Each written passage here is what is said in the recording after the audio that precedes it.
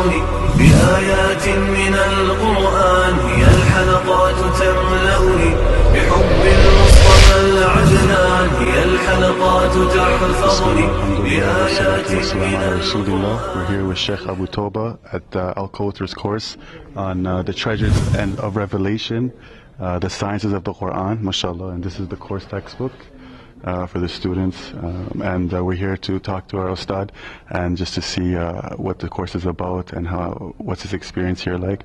So inshallah I won't take any more time. First, Sheikh Abu Toba, I know you're checking out my shirt here. Strictly Sunnah. The Strictly Sunnah by Abu Shahada. Abu Shahada, naam, tabarakallah, mashallah. Mashallah. Can you tell us a little bit about this course, how you prepared for it, and can you tell us exactly what the course is about? Naam, alhamdulillah rabbil alameen.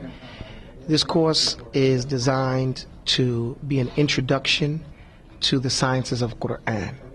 So there are 80 sciences of the Quran, and that's a lot to cover in 2 days. But more than that, it's a roadmap to teach the students who come to the Al-Kauthar students the path to acquiring knowledge. And the top knowledge, of course, is knowledge of the Kitab Allah, the Book of Allah, the Quran. What did I do to prepare for this? There's a book called Al-Itqan fi Ulum al-Quran. This is called the perfection or the meticulous study of the sciences of the Quran. And I studied this book with Sheikh Muhammad Al-Faruq Al-Misri. He's an Egyptian scholar, and he gave me permission to teach it. And so I read each one of these 80 sciences and see what was just a little bit about them, what their science is about. And what I'm going to do here is just explain, likewise, what each science, the name of it is, what that means, and how one should go about studying that science. And if there are some known modern books that will help someone in that science, I'm going to point to those books so the person can do it. 80 sciences take you a lifetime to study, but covering it in 2 days just to let you know what those sciences about is what we can do, the minimum we can do. So now, is this just a quick question about Al-Kauthar? Is this your first time teaching in Al-Kauthar? No. I'm not sure about your history with Al-Kauthar. Can you tell us a little bit about your history with Al-Kauthar and how you got involved with Al-Kauthar and how has it been so far? Alhamdulillah Rabbil Alameen. Everything has a story. This is not my first time teaching with Al-Kauthar. One thing, I teach all over the place. Well, alhamdulillah. And they sent a good friend of mine, a colleague, Kamal Mekki. He approached me and he asked me if I would consider teaching for Al-Kauthar. And because he's a beloved person and I like him a lot, everything, I could not, and he approached me really nice. He's a real smooth operator. You watch out. Kamal Mekki, he's really, barakallah fihi. I liked the idea as soon as he mentioned it to me. I wasn't involved in teaching in these types of forums. I didn't believe in them because I'm a teacher. And teaching, it takes a long time. Tool is zaman. There's no quick fix, there's no microwaving knowledge. Okay. But what I'm doing here, again, introducing it, giving direction, and helping the students get their way, we get that done. Because I know when I go to my teachers and go study with them, I can't stay a long time, so they give me some direction. So with that in mind, I started to teach with them, and I went to England and taught for them over in England. And I've been teaching with some of the instructors at Al-Kauthar, Said, and in different places in Canada. I forget the name of the place. Saskatoon, I was also with them. Yeah. And I didn't know they were in Al-Kauthar. Everybody knew, but I didn't know. So, alhamdulillah, and I made an agreement with them because I don't like people to be taken advantage of. Sometimes these things come together and they become businesses. And knowledge is not a business, even though there are some business aspects of it that have to be taken into consideration. And old-fashioned, it's all about the relationship. I didn't want to be restricted. I'm teaching to spread Islam, and also, of course, I have to feed my family. We have to take that in consideration. But I don't want then my thing to be taken and then duplicated, and then I don't get anything out of that, for longevity. So I spoke to the brothers at Al-Kauthar. Rahim is my beloved brother, and I trust them. And so they said, hey, come teach. And I said, I came and taught. And that's what it's been, our word. Can you tell us like maybe something that impressed you about one of the students at Al-Kauthar, or a certain thing that happened with a student from Al-Kauthar? Is there a certain specific thing, or just a general statement that you want to say about the students at Al-Kauthar? Well, you know, I teach, so I teach students from all over the world all the time. So I'm always looking at students and seeing if they have the tenacity, the inner strength to actually study. One of the things that impressed me about the students of Al-Kauthar is that they come out.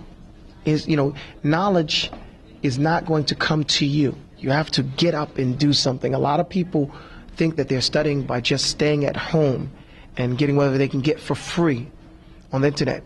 Those classes, we do free classes in order to bring people in and show them what we have, but we don't have free classes because then anybody comes in and you don't know the quality of the student.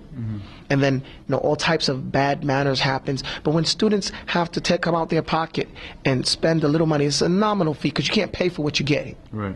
You cannot pay for the knowledge that you learn and the change that it makes on your entire being, and in your here in this world and in the hereafter.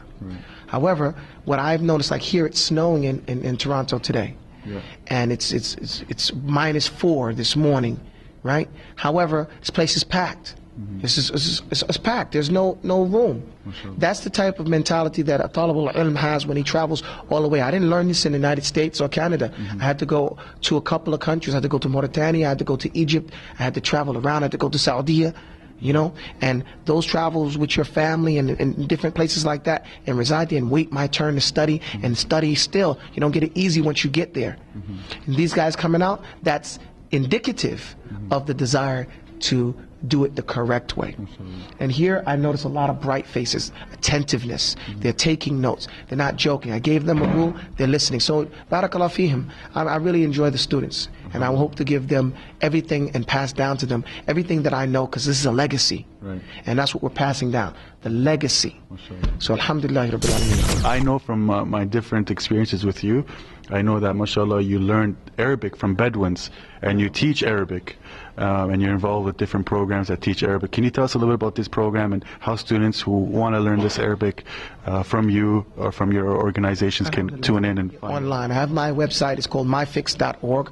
It's M-Y, I should say, FIKS.org. And I teach in 8 semesters the 13 sciences of Arabic, to empower the student to, once he finishes those 8 semesters, then he can touch in any science he wants to, and he will yatafawwaq, he will be, better, he will shine higher than anybody else in the class, except that they know more Arabic than them. Because it's not just knowing the vocabulary, it's knowing the science and the spirit of the Arabic language. And I also have a women's course. I have a women's law course, a women's only law course. And I want more women to get involved, because we need those who, whoever mobilizes the women wins. And the Muslim Ummah was the strongest when we had women scholars. So I'm promoting the return of the woman scholar. That's on my website as well. And the class, we're running out of seats. The women scholars, the women are responding. What they get out of the school is how to be a muhadditha, a woman scholar of hadith and fiqh and aqidah. I give them these tools, okay? And I give them ijazah and isnad in some of the books of the Prophet ﷺ, books of the Prophet, I shouldn't say that, the books of the Sunan, from the ijazah that I have.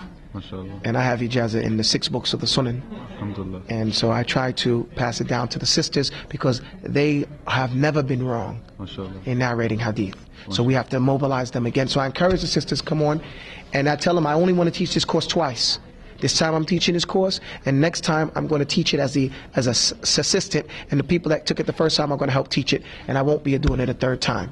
It'll be the women doing it after that. But I am passing down, narrating the narrations of the Prophet ﷺ, word for word, each one of them, to the ladies, inshallah, with the isnad and ijazah, inshallah. But Abu Toba, Jazakumullah khair for your time. Alhamdulillah, it's really good seeing you, inshallah. Jazakumullah khair. Inshallah, we're gonna get Abu Toba if he okays it, if he says it's okay, inshallah. We'd like to have Abu Toba submit tafsir every month and on Ummah Time, so make sure you check out for it. And inshallah, whatever interviews or events that we see, we're definitely going to pull them aside and talk to them in the future, so make sure you look out for it. Jazakallah khair. Thank you very much.